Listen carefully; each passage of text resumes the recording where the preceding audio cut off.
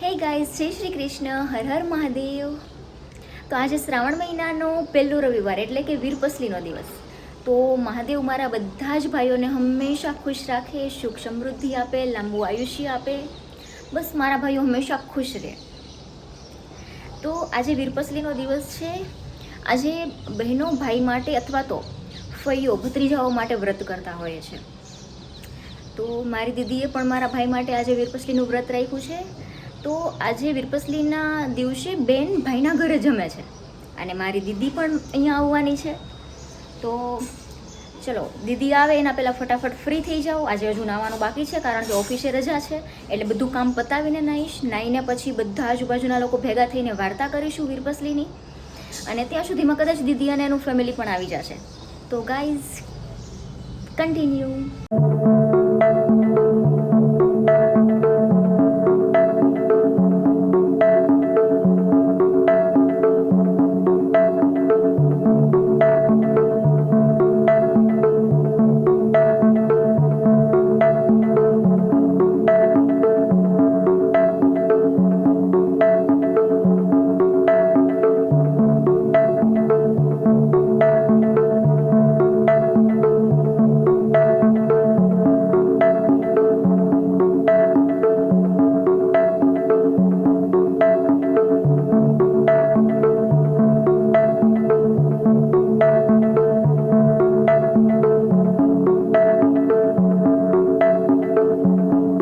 કચરા પોતા કરીને ફ્રી થઈ ગઈ છું ઘરકામમાંથી. હવે નાવા જાઉં છું. પણ જુઓ તમે, ત્યાં સુધીમાં તો વરસાદ આવવા માંડ્યો છે જોરદાર.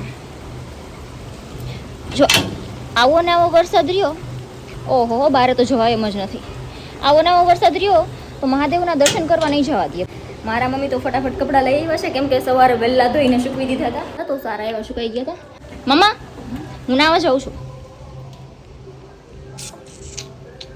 ચાલો, તમે રેડી થઈ જાવ તો સાડી વાડી પહેરી લ્યો.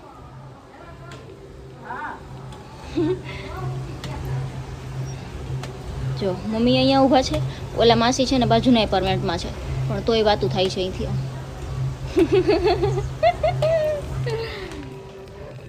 ચલો ગાઈઝ, તો હું નાઈને મસ્ત રેડી થઈ જાઉં. વરસાદ બંધ થશે તો મહાદેવના મંદિરે જાશું આપણે, અને ચાલુ રહેશે તો નહીં જવાય, તો બપોર પછી જાશું. આજે અમે વીરપસલી છે તો બપોર પછી જવાનું થશે જ. હે ગાઈઝ, તો નાહી લીધું છે મેં. નાહીને હું આ કપડાં પહેરતી હતી, તો આ કુર્તી મને છે ને ફિટ થાય છે બહુ જ. આ પેર મેં એક જ વાર પહેરેલી છે, એ પણ શ્રાવણ મહિનામાં. ગયા વર્ષે શ્રાવણ મહિનામાં મેં આની ખરીદી કરેલી, ને શ્રાવણ મહિનામાં જ કયા ડેના દિવસે મેં પહેરેલી મને નહીં ખબર. તો એક જ વાર પહેરી છે. સેકન્ડ ટાઈમ હું પહેરવાની હતી પણ મને ફિટ થાય છે. તો બંને સાઈડથી એક એક પ્લેટ કાઢવા પડશે. પહેલાં જોવું પડશે કે બે પ્લેટની વચ્ચે કેટલી જગ્યા છે. ચલો, પેક કરું.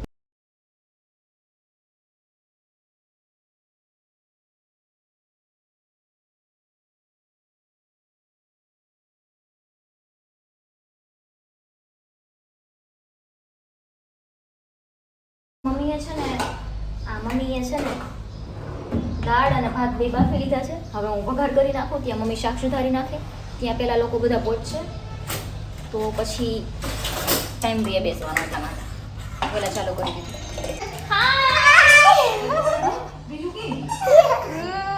મારી બાબુ શિવા કેમ કરે? શિવા અહીંયા એ બેટા શું કરે છે? ઈ કોણ છે? એમાં દીદી છે. દીદી પછી મામા ક્યાં? શિવા મામા બંધ કર દે. દરવાજો બંધ કરતો આવ. દરવાજો બંધ કરતો આવ. કર દે. ખેંચી લે દરવાજો.